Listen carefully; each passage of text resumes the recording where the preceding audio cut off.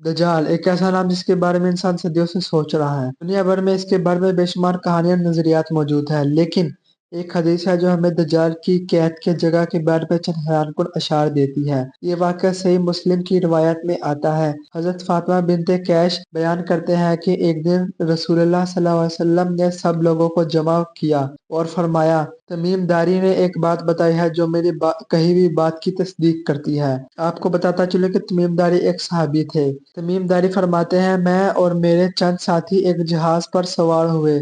समुद्र में तूफान आया था, हमारी कश्ती एक महीने तक भटकी रही।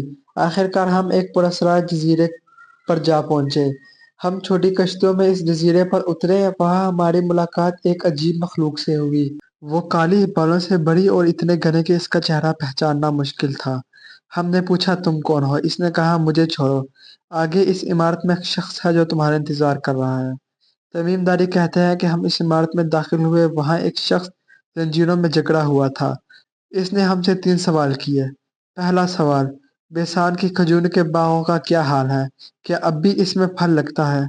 हमने कहा, हाँ बहुत। वो बोला, जल्द वो भी खत्म हो जाएंगे। दूसरा सवाल, तिबड़िया झील में क्या अब भी पानी है? हमने कहा, बहुत ज्यादा। वो बोला, जल्द वो भी खुश हो जाएगी। तीसरा सवाल, क्या नबी उम्मी ज़ाहिर हो चुके हैं? हमने कहा, हाँ, वो मक्का से हिजरत करके मदीना मुनव्वरा में क़याम फरमा चुके हैं। यह सुनकर इस शख्स ने कहा, मैं बताता हूँ कि मैं कौन हूँ। मैं हूँ मसीहा दज्जाल। मुझे अभी निकलने की इजाज़त नहीं, लेकिन जब मुझे इजाज़त मिलेगी तो मैं सारी ज़मीन पर फिरूंगा, सिवाय मक्का और मदीना के। इनके गिर्द फरिश्ते पहरा दे रहे हैं। फिर रसूलुल्लाह सल्लल्लाहु अलैहि वसल्लम ने फरमाया, लोगो, तमीम दारी की बात मेरी बात की तस्दीक करती है। दज्जाल ना शाम के समुंदर में है, ना यमन के समुंदर में, बल्कि मशरिक की सिमत है। अगर आज हम नक्शे पर देखें तो लक्षद्वीप हिंद में, सकूतरा यमन में, मशीरा ओमान में और अस्तोला जजीरा पाकिस्तान में। चूंकि हदीस में साफ फरमाया गया है कि दज्जाल यमन के समुंदर में नहीं, तो यमन वाला जजीरा खारिज हो जाता है। मदीना से मशरिक की सीधी लकीर खींची जाए तो अस्तोला जजीरे के बिल्कुल ऊपर से गुजरती है।